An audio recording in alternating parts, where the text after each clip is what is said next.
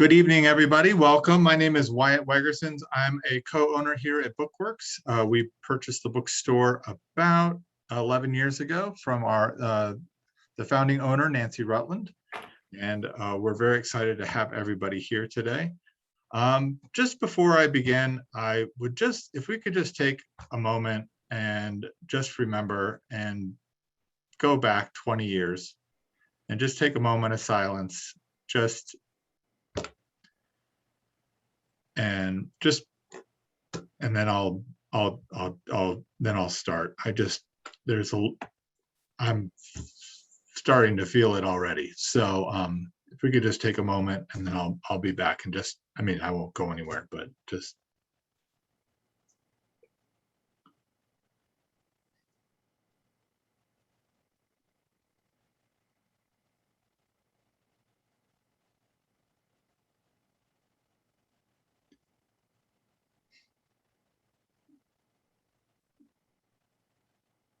Thank you. So just a couple things. Before I hand everything over to Patricia, I just want to let you know we have a chat function for reactions. If you have questions, we can. I'll try and collect the questions, and we can ask them at the end to people. If you have a specific question for a specific person, if you could write to that person, and then we can ask those questions at the end. We have plenty of time, and I just thank you all for being here and being part of the memory and keeping this alive and going. And so with that, I will pass the baton over to Patricia, and I'll mute myself, and I'll keep an eye on everybody coming in. By the way, folks, this is Pat. Your chat button, if you don't know where it is, if you move your cursor toward the bottom of the screen, you'll see this kind of like a little cartoon bubble that comes up with the word chat. And if you click on that on the right-hand side of your screen, usually you'll have a place to write to everyone or a specific person who's attending the meeting for any questions that you have. So if you give me just a second, I am going to bring up my presentation that I will use throughout this. Okay, custom slideshow from the beginning. Can you see my slide with the image of the book on it? Folks, can you see my slide? No, we cannot. No. Who cannot see it? We cannot. None of us. None of us can see it now. Oh, let me try this once again. I just hate glitches for these types of things. Hold on, let me get it up again. Just take a second. This reminds me of an AT&T commercial or a Verizon commercial. Can you hear me now? Can you see me now? All right. Not yet, Pat. I'm bringing it up.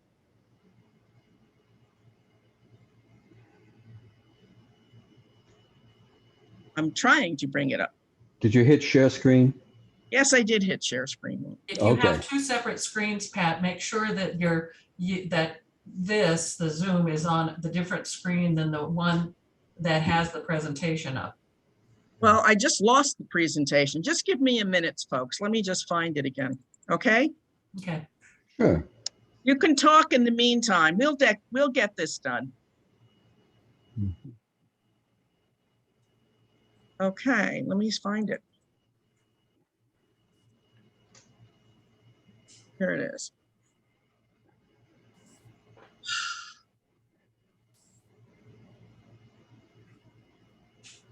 Okay, let me go to Zoom and hit share screen.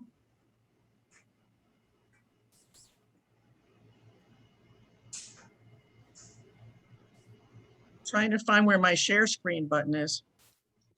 It should be at the bottom with all the others. It's not right there. Next to chat. It's right next to chat. Are you? Oh, there it is. I got it. Yeah. I'm sorry. There it is. Oh, Got it. Here we are. All right. I want to do it in a slideshow format, though. Okay. cool. Can you see this? Yay. You got it? Yep. All right. You see, it's been a while since I've done this, since my last talk about this. Okay. So sorry for the glitch, folks, but I think this year we have all, these past 18 months, we have all learned to live with Zoom glitches. So it's a new bag of tricks. All right. This is a reading about an anthology entitled New Mexico Remembers 9/11. The first thing I want to do is thank Bookworks for hosting this reading. When I approached them about this a year ago, it seemed like a long time before we would be doing this, but here we are doing it. Today is September 8th. 3 days from now, it will be the 20th anniversary of the events of September 11th, 2001. I think it is one of those events that no matter where you are, you will remember where you were that moment. Now, why New Mexico? New Mexico, look at the map. New Mexico is so far away from the 3 tan dots on the East Coast: Manhattan, near Washington, D.C., and a bucolic field in Western Pennsylvania. Very often people say New York was attacked, Washington was attacked. You know, Pennsylvania wasn't attacked, but there was a disaster there. I think the mindset for me is those were the attack sites, but the United States was attacked. I personally, when I was getting out of bed the morning of 9/11, I was in Los Angeles on a business trip. And it's my habit, before I go and take my shower, I turn the television on. And I saw this image of TV commentators and buildings burning and starting to collapse, first one, then the other in the background. And having lived in LA for a number of years, the thought that went through my head was, what idiot would make a movie like this and give anybody any ideas? So I took my shower, came back out, and the same darn movie is on, and I changed the channels and it was every channel. And that's when I realized this is not a film. So there I was in LA, almost 1,000 miles from my husband and my pets. So it was personal for me. And on the way to my client's office there, it dawned on me, my sister-in-law worked in the World Trade Center buildings. Okay. That's the background of my story, okay? New Mexico Remembers 9/11 was published in October of 2020 by Artemisia Publishing, who was also a New Mexico company based in Harris. I curated the anthology and I edited it.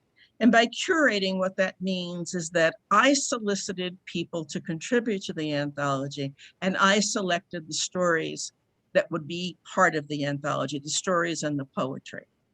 The only stipulation is that those who would be accepted as contributors had to be working as writers, either as a vocation or avocation, in the state of New Mexico. Maybe not when the event happened, but when I decided to do this anthology, they had to be a writer in New Mexico. In the beginning of the book, I give some examples of some of the attack sites. You can all see the Twin Towers as they were. By the way, as a little girl growing up in New York, I saw them going up, and my father used to call them the 2 slabs of cheese. But aside from that, you see the Twin Towers, then you see them during the attack, and finally you see that was what was erected in its place. Okay. Another attack site in Western Pennsylvania. The film United 93, if you have not seen it, is a harrowing and inspiring tribute to the passengers on that airplane who found out through phone calls to their loved ones what had happened, and they made a decision not to let the airplane they were on attack the Capitol or the White House, which was the suspected target of United 93. But the rock that you see in the left-hand picture is the exact spot where the plane came down. There's a beautiful visitor center and there's a remembrance tower in that location. And finally, we have the Pentagon. before it was attacked, during the attack, and I think one of the most beautiful monuments to it, which is a bench lit from underneath for every life that was lost at the Pentagon. One of these days, I'd like to go see that. As I was reading the stories that people submitted, some themes emerged. These were the themes that eventually emerged, and it's how the book is organized. One of the themes is, what about our children? What do we tell the kids? Taking care of business. Whose work was affected by those events? Whose work could help resolve future events like that? How do I make sense of what is going on here? What does it really mean? People who were away from home wrote very telling stories. In fact, my husband and I co-wrote a story about his waiting for me to come home. And finally, there's reflections on where do we go from here? All of this lovely prose is strung together on strands of haunting, evocative poetry. So the book contains prose and poetry. Is there a question? Okay. There are many authors who participated in this anthology, and the ones in red, their work will be read tonight. They are Joe Brown, Brenda Cole, Colin and Patrick Enan cannot make it, but I will be reading for him. Loreta Hall, Joyce Herzog, Rosemary Kern, Gail Laura Dunn, Elaine Montague, and Janet Ruth. And I have a correction. Colin Patrick Enan's work will not be read by me, be read by my husband, Walter. He graciously agreed. Okay? So we're going to start with our first story. It is from Brenda Cole. You see her picture there at the bottom right-hand side. Brenda Cole is also the vice president of Southwest Writers. And the title of her story is Subtle Changes, and it fell into the category called What About Our Children? Are you ready, Brenda? I'm all set. Can't hear you, Brenda. Okay, now I'm all set. Okay. All right. Nothing quite compares with being a single parent. My ex-husband and I had been lucky. When we divorced, we were each grown up enough to put our son's well-being first. So aside from Dan still complaining about his dad and I having different houses, he seemed to be adapting well. He was a well-adjusted, happy, adorable 6-year-old. The morning of September 11th subtly changed my son's world for life. Dan lived with me and spent time each week at his dad's house. His biggest concerns until that morning were, how many movies could he watch? When could he get to see his best friend? And don't let the cat steal the Legos. Then on that fateful day, I was in the kitchen making breakfast. I was about to try and get my son out of bed for the 3rd time when the phone rang. Before I even got out a complete hello, my ex hoarsely demanded I turn on the TV. He was on a business trip to Portland, Oregon, and I was concerned because he sounded scared, which is not a usual tone for him. I flipped on the small set in the kitchen and thought I'd caught a disaster movie. Then a second plane hit the other tower, and I suddenly realized this was the World Trade Center. And worse, this just might not be a movie. I was trying to comprehend the seemingly impossible when I heard the screaming. I looked up and saw the tower crumbling. Massive clouds of ash and concrete looking for all the world like a pyroclastic cloud from a volcano, pouring down over the running, screaming hordes of people. The body leaning against me trembled, his hands clutching at my waist. Turning, I blocked the TV with my body till I could turn it off and led him to the couch. As I held my son, I realized I still had no idea what was going on. Grabbing the phone, I called his dad back. When he came on, my son demanded to speak to him. Dan must have asked him 5 times if he was okay and could he breathe. I set him down to grab one of his puzzles. It was a map of the US. I had him place his finger on Albuquerque. I showed him where Portland was, and I had him drag his finger across the map until it came to New York City. I explained to him the building that fell was all the way across the country and 2 mountain ranges away from his dad, and he was safe. His father tersely explained to me that it had been labeled a terrorist attack. My ex would not be coming home tonight as planned. Dan and I were on our own. I told his father to be safe, and we'd cope till he got there.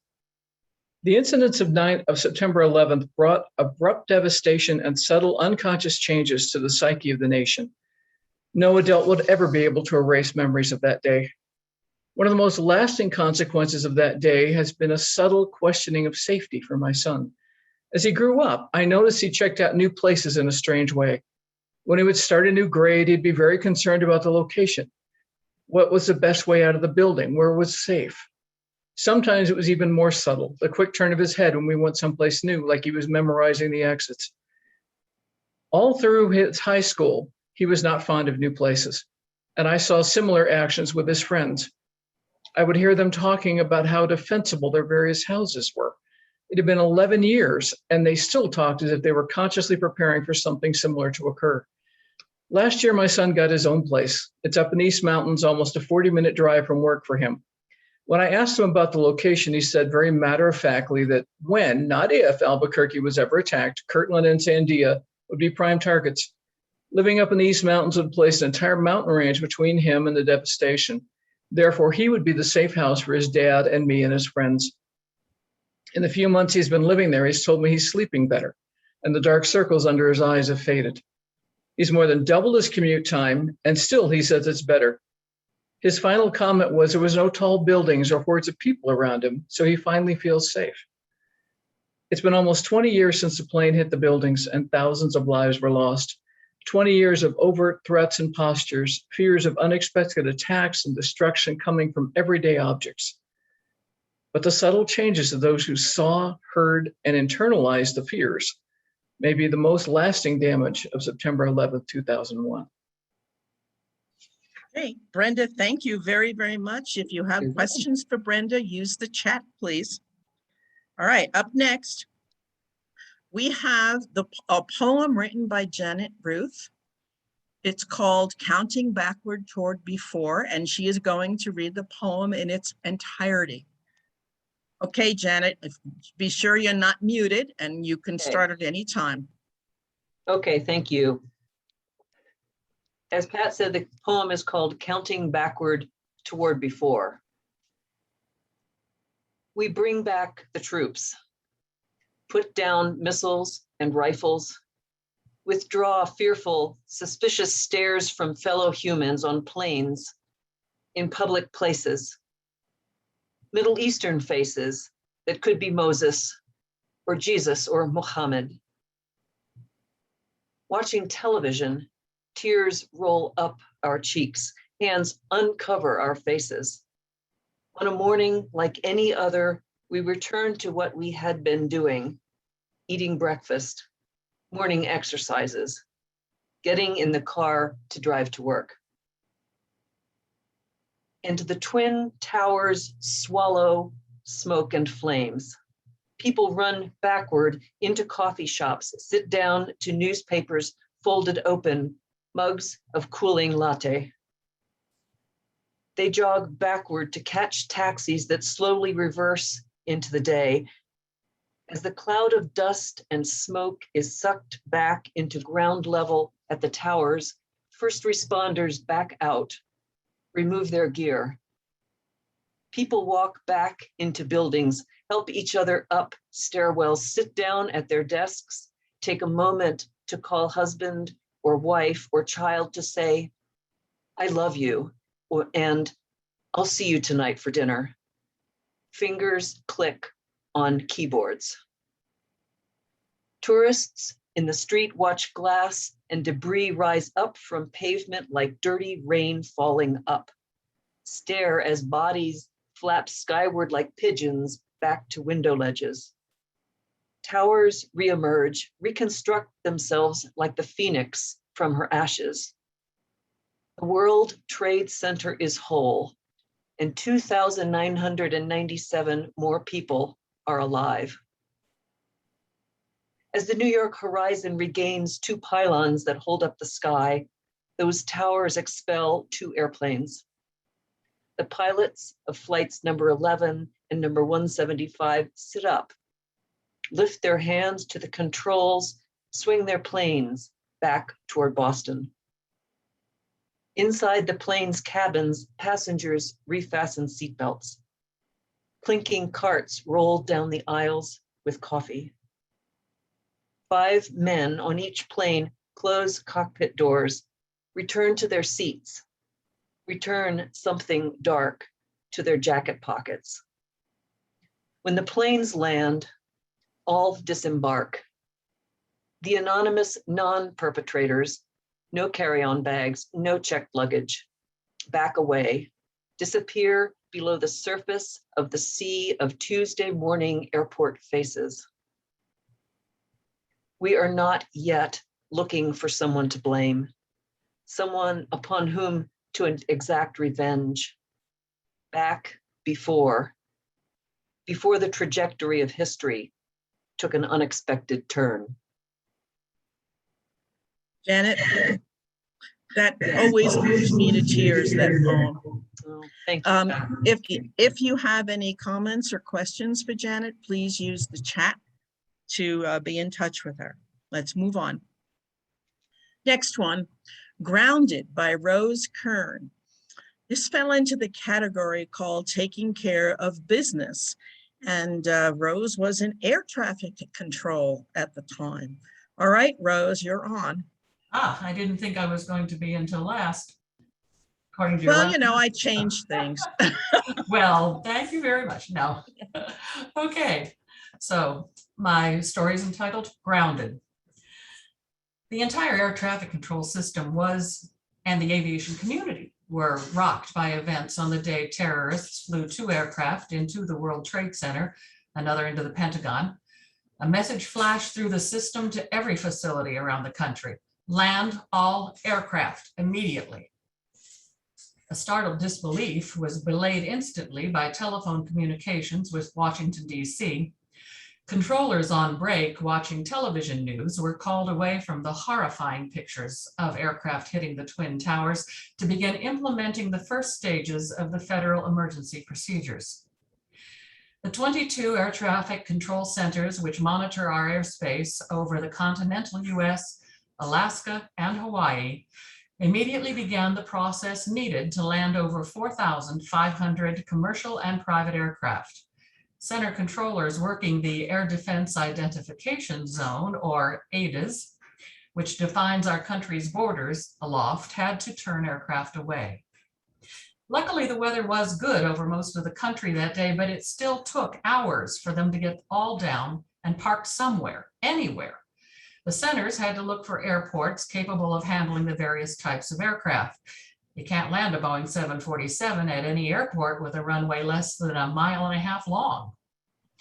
Most people were aware that the air carriers were grounded, many of them far from their destinations, many of them outside the borders of the US. We heard about those people and aircraft through their experience in mass media. But the order included everything that was in flight: corporate jets, small general aviation aircraft, helicopters, hot air balloons, gliders, blimps, and ultralights. The first few hours were frenetic. No one was on break. All the knowledge, skills, and experiences each person had accumulated through their careers were needed to make sure each aircraft was routed to the closest airport adequate to its needs. The carefully woven pathways which make up the fabric of our nation's air traffic system were skillfully pulled apart as one by one the aircraft touched Earth. While most of the aircraft were being forced to land, the military bases across the nation were gearing up. Daily routine traffic flights were canceled, training flights, were canceled and airmen called back from leave. The New Mexico Air National Guard fleet of F-16s, affectionately known as the Enchilada Air Force, were assigned strategic routes across the southwestern US. The 3 Air Force bases in New Mexico sent aloft aircraft with specific defense initiatives. Cannon Air Force Base out of Clovis participated in defense of the southern ADIZ. Kirtland Air Force Base scrambled fighters and aircraft with equipment to monitor the northern half of the state, specifically around Los Alamos and Sandia National Labs. Holloman Air Force Base watched the southern half, including White Sands Missile Range, White Sands Space Harbor, and the NASA Test Facility. At That morning, I happened to be sleeping after a midnight shift at the Albuquerque Air Traffic Control Flight Service Station when my daughter Melissa woke me and had me turn on the television. Like everyone else in the US, I was stunned by the willful destruction. After the initial rush to land aircraft, the center and tower personnel had little to do, as only military, law enforcement, and emergency aircraft were allowed to fly for a couple of weeks. There is only one published phone number into the air traffic system, which anyone can readily request from direct area assistance, and which pilots memorized from day one of flight training. This is the nationwide phone number going to the flight service stations where I worked. During the weeks after 9/11, specialists in FSS, or flight service operations nationally, took thousands of calls hourly from pilots who only had one question: when can we fly? If you want to know which aircraft were allowed to fly first and how the system came back online, you can read the rest of this story in New Mexico Remembers 9/11. Thank you, Rose. And if you ever watch the movie United 93, you will get an understanding of how the air traffic controllers were the heroes that day. Let's move on. Okay. Next, this is a story written by Colin Patrick Enan and will be read by Walter Walkow since Colin can't be with us. And when I curated this anthology, I specifically sought out the memories of some people who were way younger than I am, and obviously way younger at the time. Colin, I believe, was either a freshman or sophomore at Texas A&M. And when he approached me with his story idea, he was a little hesitant because he said that he was in the equivalent of ROTC at Texas A&M. And he said, my reaction was not a politically correct one. And I said to him, Colin, there is no politically correct reaction. I said, write your story the way you want your story to be told. So my husband, Walter, is going to read an excerpt from Colin's story and to find out how Colin eventually resolved the conflict he had, you'll need to read the rest of the story. Okay, Walter. Hi, can everyone hear me? Yes. Okay. The truth is, I've long harbored guilt over how I thought and behaved on that day. Lamented my analysis of its events as they related to me personally. I didn't like the way I judged everybody for not being as composed and detached as I was. Of course, as with all propaganda, this guilt memory was only partly true. Yeah, I acted like a damn green-blooded Vulcan, but that doesn't mean the crux of my analysis was wrong. And like Star Trek's Mr. Spock, as whom I've dressed up at Halloween at least 4 times, my shortcomings were a function of misunderstanding, emotional impact, or personal connection. I still don't, to a large extent, comprehend such matters, but 20 years have allowed me to accommodate them, whereas in 2001, my world had little room. Okay. Perhaps it's best to describe what I didn't see upon leaving my dorm that day, and what I didn't hear, because their absence is what stands out in my memory more than anything. I remember hearing the buses more than anything. They'd always been present as part of the background buzz, but that morning they roared, running their normal routes, many devoid of passengers. Visually, it was a similar story. Lines of sight opened, and I saw patches of grass, bushes, benches, trash cans that I'd never spotted before. There being no packs of sorority girls or fraternity bozos blocking the view. In short, it didn't feel like a campus boasting 40,000 plus students, at least not one on that early semester Tuesday morning. Hell, Sundays were often more crowded. Hot and humid as it was, I'll be damned if I didn't feel a chill traipsing through that wasteland. I found that where everybody was, or at least a sampling, taking a detour through a nearby civilian dorm complex to scope out the freshman girls studying or buying pencils at the shop I discovered the place was packed with pajama-clad kids staring at the TV, scattered throughout. Some cried, some hugged each other, and I heard no shortage of sniffling. Remember, this was pre-smartphone, and it was rather in vogue for many first semester students to forego personal television ownership as a means to good grades. So assembling in such a manner was for many the only way to keep abreast of the situation. Well, all good and well, but for the weeping and hugging, which didn't compute for me, in fact, it sent me scurrying. I envisioned nameless, faceless terrorists celebrating as they watched news reports showing not just the ruination in Manhattan and the Pentagon, but footage like what I'd witnessed, schools and businesses shut down, people crying and hugging each other, others waving flags. We felt like we handed them a victory. That's it. One more. All this, plus the day's general sense of disorder, set me on edge. The anxiety manifesting as self-important surliness for which I've suffered two decades of misplaced guilt. I think that's all we're going to read. Okay. Just as thank you, Walter. Just as an aside, my husband and his mother and father were refugees from Nazi Germany after the end of the war. And whenever he does read anything about 9/11, he gets a little emotional, mostly because he never expected this to happen in the United States. Thank you. Any questions for Colin or Walter? Please use the chat. Let's move on. Loreta Hall. Oops. Like me, Loreta Hall was not home at the time. And she wrote a story called There's No Place Like Home. Loreta, it's all yours. Thank you, Pat. I was beginning to feel like a real author. Unlike the two books I had written as works for hire, I now had a contract to write about a topic of my own choosing.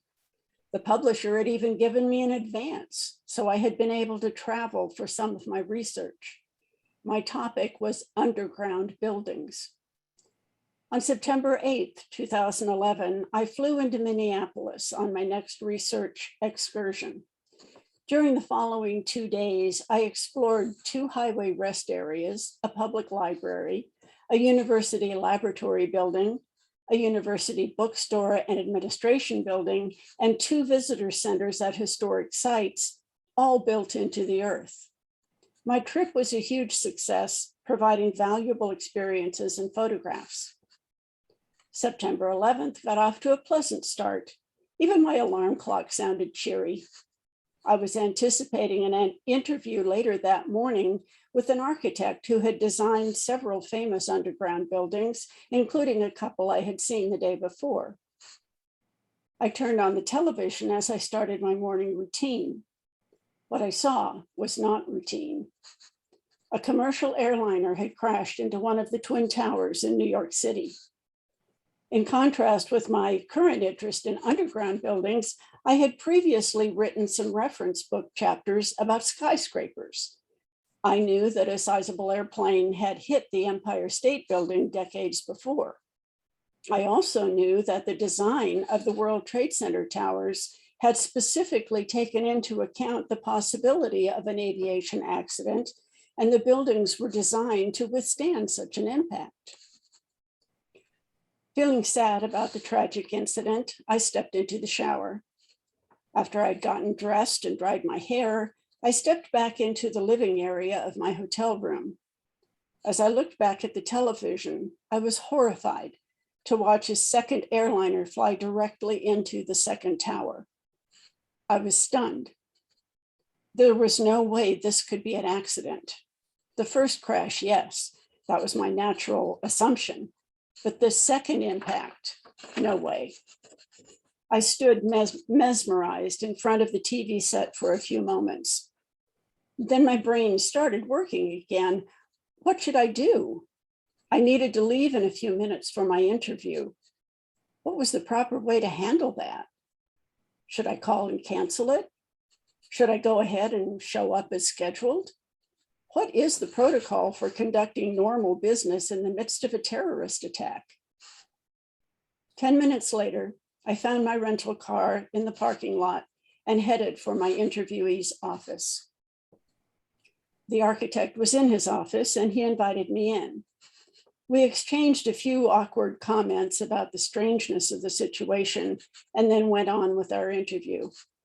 Things almost seemed normal for an hour. As I drove back to my hotel, I started examining my travel plans. Should I wait until tomorrow and fly home as scheduled? Flights were being canceled. How long might it be before I could get a plane back to Albuquerque? I decided not to take the chance. At the hotel, I called my rental car company to see if I could just drive the car to New Mexico and return it there. No, they couldn't authorize that. I called a couple of other rental car companies. The person who answered the phone at Thrifty said that they don't usually allow that, but he happened to have a car in his lot that belonged in Texas. He said he would go ahead and let me rent it. Getting it to New Mexico would get it closer to where it should be. I could have kissed him through the phone. After the longest solo drive of my life, I arrived in Albuquerque. I was tired from the emotional stress and from being on the road for nearly 1,500 miles. I turned in my rental car. My husband picked me up and took me home. Being back in my Adobe-style house in the North Valley, I felt more normal than I had for several days. In the midst of chaos and uncertainty, there's truly no place like home. Thank you, Loreta. I can relate to your rental car story. I had to, thank God, I picked one up in Los Angeles the night before the event, so I did have one. But for those who didn't, it was a major difficulty getting home. In fact, some people even purchased cars to come home. Thank you for your story. And I really don't know if there is a protocol for doing an interview in the middle of a terrorist attack. Maybe you have one now. Okay. Let's go on. All right. Elaine Montague was teaching school at the time, and her story about Even the Children Watched is in the theme of what about our children? Elaine, are you ready? Yeah, I am. Thank you, Pat. Thank you. TVs were on in the school office and every classroom as I went through otherwise silent halls. Stillness settled over small clusters of colleagues watching together, seeking support. We searched each other's faces without a word. America was under attack. Where was the president? What happened? Who dared do this? The principal urged us to proceed as normal, not to have the TVs on during class, and to discuss what happened only if the students brought it up, especially in the lower grades. During the day, details reached me, but I don't remember how. All planes were grounded, the South Tower fell, another plane crashed in Pennsylvania. They said it was headed to the White House. President Bush declared the 9/11 attack a terrorist act. The North Tower collapsed. Those buildings were tall and held a lot of ordinary people like us. How many were hurt or killed? When would this stop? Gary and I comforted each other through quick cell calls whenever my student groups changed. He felt defeated that he could not do anything to help the situation, depressed that it happened in the United States, that our country was being torn down by people who hated us. He thought of uncles who fought in World War II and the favorite one who had died, and wondered if this would draw us into another global war. How would this day affect prices of ordinary things such as food, clothing, and gasoline? How would it change our lives? He remembered rationing and shortages. Gary felt sad for families of those lost that day and tried to distract himself by working on the computer. He felt lonelier than usual while I was gone for 8 hours. The motel was not where he wanted to be, with his tools and the comforts of home inaccessible. I also do not recall when my teaching partner, who was Muslim, knew where blame was placed and what she and her professor husband endured. When Waco occurred, we had talked about the Taliban. She said it was a radical group which did not represent all Muslims any more than David Koresh and the Branch Davidians at Waco, or Jim Jones of the People's Temple cult in Jonestown, Guyana, represented all Christians. But vivid is the face of a bright 7-year-old girl who looked up into my eyes with her forehead wrinkled. She always had that same wrinkle between her brows when she didn't understand something or faced unfairness. Mrs. Montague, did you hear about the terrible accident this morning? She asked. Throughout the day, several groups of children ages 7 to 11 cycled through my class because they tested high in intelligence and needed challenges beyond the regular curriculum. Some were far ahead of their peers academically, while a handful lagged. They brought an abundance of creativity. Critical thinking took their minds to places beyond their years. It wasn't an accident, Sarah. I spoke and held her, hoping to be a voice of reason and reassurance. We don't know who did it or why. We'll find out. Even children had watched the tragedy in real time. My mind had trouble translating what I saw into language I could begin to understand. What must have been in their heads? The questions, discussions, worries, and opinions of that day escaped memory. The Pledge of Allegiance took on special significance. The words of the national anthem ran through my mind and challenged me to understand at a deeper level than I'd ever needed to before. Perilous fight with bombs bursting.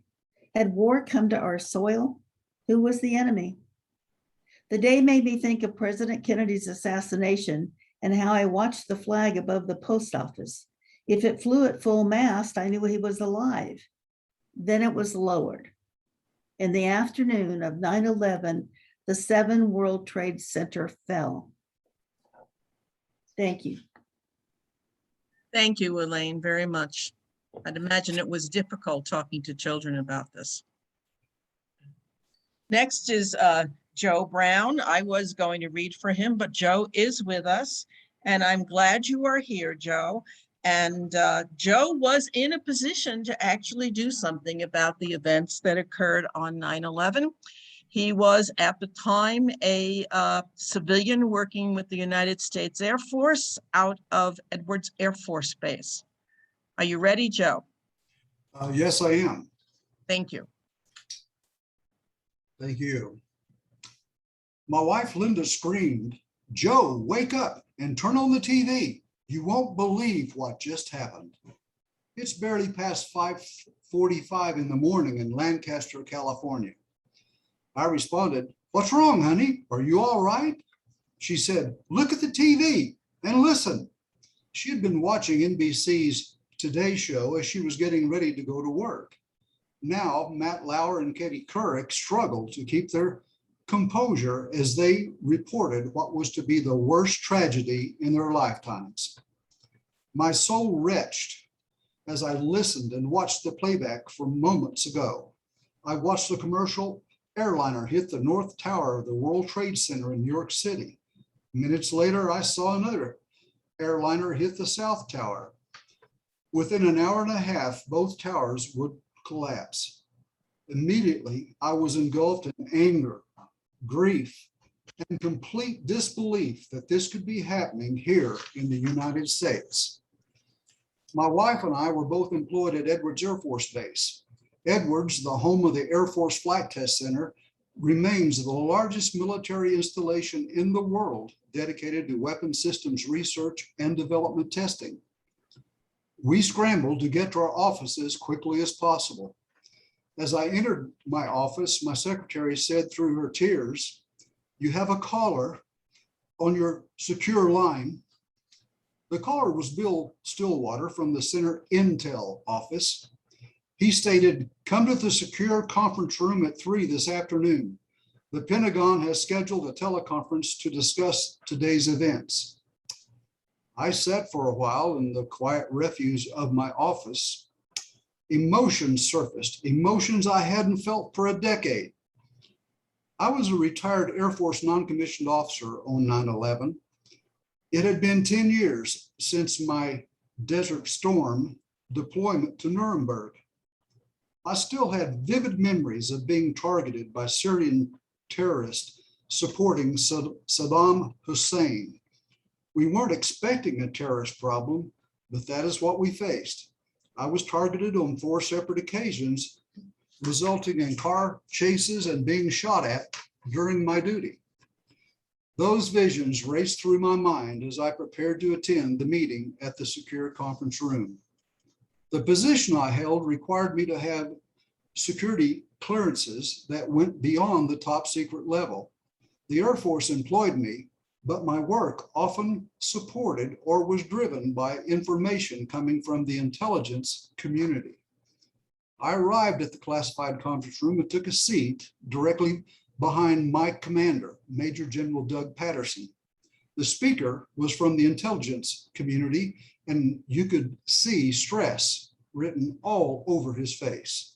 He began by stating, "We have already determined that the instigators of this offensive earlier today was terrorists from the Middle East. We also see where we fell short in accurately and analyzing the immediate threat these individuals and the organizations supporting them posed." General Patterson abruptly interrupted the briefer. "Provide detail regarding your last statement. You say we fell short in intelligence analysis. How and why did this happen?" "Sir, over the last decade, the intelligence community and the Defense Department lost funding. That meant they were unable to keep their experienced personnel and to pay for equipment upgrades. This loss drastically affected their capabilities. Most experts in this field agree that intelligence data gathered by humans is the most reliable. It costs more to collect, but it is the data that is the most complete and accurate. That is the area of intelligence that was hit hardest in this past decade." By 2001, I had held my clearances for 28 years. The information he shared came as no surprise to me. Following the briefing, the general said, "Joe, I need you and Colonel K to meet me in an hour in my office. You are the 2 people I know who have been analyzing and planning against an adversary like this." Colonel K was Colonel George Kello, the current commandant of the U.S. Air Force Test Pilot School. He, like myself, was a charter member of the Electronic Warfare Directorate. I cannot share the specific decisions and steps taken, but they impacted me and Colonel K over the next 24 months. On 9/11, I was devastated by the loss of innocent lives on our soil. We'll never know, but I believe then and still do today that we likely could have avoided the tragedy. We must have the ability to keep track of people and organizations posing a threat to our country and our freedoms. We knew in general who the terrorists were. Because of the cuts in funding, we did not have the resources to keep constant track of their activities. We have addressed this to an extent since 9/11. Sadly, for thousands of people, the victims of that day and their loved ones, the correction came too late and at far too high a price. Thank you. Thank you very much, Joe. A person who was in the thick of it and able to do something about it. Next, we have Joyce Herzog, Always on My Mind. This is in the category called Away from Home. Joyce, are you with us? Can't hear you, Joyce. I'm unmuting. There Okay. you go. My husband and I woke on 9/11 in our daughter's condo, ate a leisurely breakfast, and turned on the TV while we took turns using the bathroom.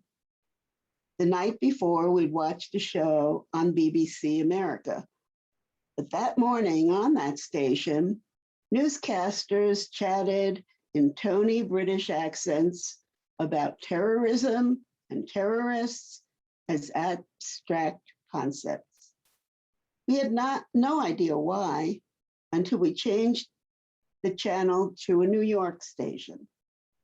In time to catch a replay of the early footage of a plane hitting one of the World Trade Center buildings. Then the second one was hit, and the two towers slowly imploded and fell like my heart was doing. The image was immediately seared into my brain. I blinked, hoping it was a movie. What was going on? The buildings that marked the southern tip of Manhattan were gone. They'd been clearly visible from the George Washington Bridge as we crossed it the day before on our drive through the city to visit our daughter in Mamaroneck, northeast of New York City. We'd visited both buildings in the years when my husband worked in Lower Manhattan. Now they were no more. We'd driven from Columbus, Ohio, where we lived at the time, for birthday celebrations for me on the 12th and our daughter on the 16th. Instead of a fun time, the feeling of sadness permeated the week. Empty cars left at the Mamaroneck and Larchmont stations by folks who worked at the World Trade Center were constant reminders of what happened. We watched the reports about the plane crashing into the Pentagon and the one that crashed in Pennsylvania. That only added to the pervasive grief. In every restaurant we visited in the next few days, people were on wall phones with friends and relatives asking whether they heard from a brother or sister, some crying as they called one person after another. We passed at least 3 memorial services every day, and that was just in Westchester. We couldn't avoid being caught up in the sorrow. Firemen and other first responders from Westchester firehouses, as well as city firemen who lived in the county, spent much of their time helping at the site. The enormity of the effort was astounding. We were transfixed by the newscast the entire week. We marveled at the people who risked their lives to search through the rubble and dust. Our hearts went out to those who'd lost someone, and we felt helpless as well as frightened. Would it happen again? As we crossed the George Washington Bridge going west on our way back to Ohio, I couldn't stop looking at the smoke still rising from the site. We drove through New Jersey and saw overpasses draped with banners and flags honoring those who died. When we arrived home in Ohio, we realized how the events touched the entire country.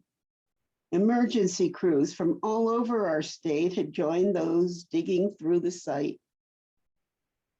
9/11 was traumatic for our country. At least for a while, we were united. I hope that it won't take another disaster like it to bring us together again. Thank you, Joyce, and I hope so also. Next, Gail Laura Dunn talks about catching a flight. She did a reflective piece on 9/11. Are you ready, Gail? There. Gail? Can you hear me now? Yes. Okay.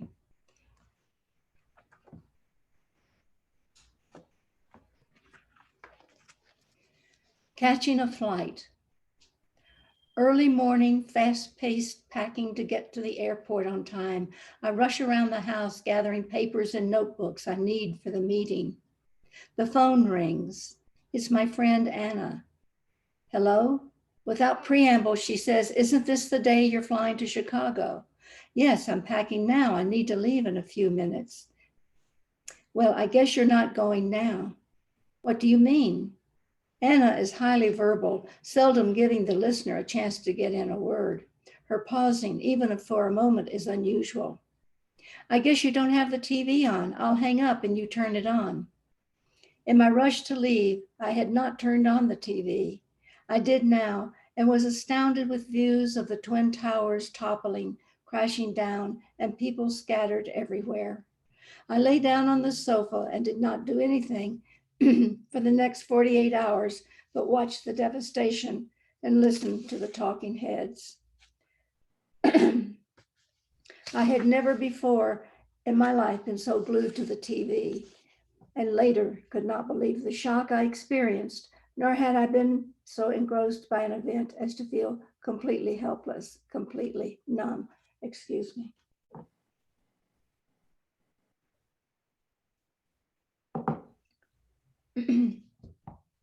Are you done, Gail? No, I just needed a glass of water. Okay. I received a call from the company secretary in New York telling me everyone was being contacted as the meeting was canceled since all airports were closed. Her voice sounded shaky, and I asked her if she was okay. She said she lives on Staten Island and witnessed the attacks while riding the ferry on her way to work near Wall Street. I experienced a maelstrom of mixed feelings. I was relieved not to have to attend the conference, but my goodness, at what cost? I thought about the Vietnam veterans I had worked with for 7 years and wondered how they felt about the event, this horror. They had certainly been through enough horror firsthand in Vietnam. While I was the director of the Veterans Education Project, I had listened to their war stories multiple times. They were preparing to talk about their experiences to high school students, and I mentored them as they prepared for their stories. I edited this, so I have to get through that. As a result, I was diagnosed with vicarious PTSD and suffered years of nightmares about events I had not personally witnessed. Would today bring back the nightmares for them, for me?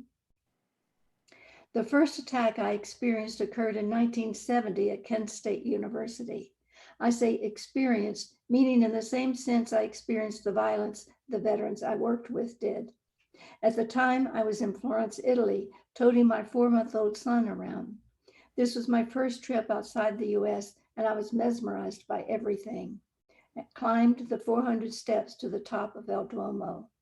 On exiting the cathedral, I was confronted by an entirely different sight. On the wall opposite were words in Italian to the effect of "Down with the US and all Yankees go home." These signs had not been there the day before and shocked me because I had not yet heard about the events at Kent State. When I returned to my friend's home in the evening, did I learn what had happened. I had visited that university the year before and could not picture such an uncalled for action occurring in that remote, peaceful environment. The history of war is the history of humankind, yet we are shocked anew every time. Thank you very, very much, Gail. I think that is the end of our readers who are participating tonight. And I just want to tell you that New Mexico Remembers 9/11 is available in paperback format and ebook. And we all want to support our local bookstores. They are such a part of our community. If you are going to purchase a book, I'm going to ask that as a result of this presentation that you purchase it through Bookworks. If they don't have it, they will order it for you, but I do think they have some. It's also at libraries and it's available online, but let's keep our local bookstores in business, okay? Now let's go on to questions or comments if anyone has any, and I'm going to stop sharing my screen so I can see people's faces. Okay? Do we have any questions or comments? No. Well, let's just hope this never happens again. You know, every time 9/11 rolls around, I get a little queasy about who's going to dream up what next to do to us. I personally have a 9/11 ritual, and it's twofold. I always wear blue around 9/11 because it reminds me of the beautiful sky on the East Coast that day. It was brilliantly blue and a perfect day for flying. Okay. The other thing I do is I watch the film, I think I mentioned this, United 93, to remind me of the gut and grit of the people who foiled a final attack. So that's my little 9/11 ritual. And I believe, Elaine, you have a t-shirt you wear. Is that correct? I can't hear you, Elaine. Yes, I have it on. It has the Statue of Liberty and the Twin Towers and says, "We'll never forget." It says, America stands united. I hope so. And I bought it at the Owl Cafe in Albuquerque in 2001. There you go. Well, if there are no questions, I think we can end the session. Do you want to say something, Wyatt? Yeah, if everybody wants to unmute themselves and just give yourselves and the readers, we're just very grateful for your reading and your work on this. And just thank you, everybody, and for living it, for remembering it, and presenting it today. And Yes, thank everybody for coming. Mhm. yes. It's a sobering thing to remember. We're all 20 years older. We're all here, which is good. But hopefully we will never live through something like that again. That would be good. Yes, it would. All right, thank you, folks. Good night. Good night. Thanks, Pat. Thank you all. Good Right. night. Bye-bye. Right. Mhm.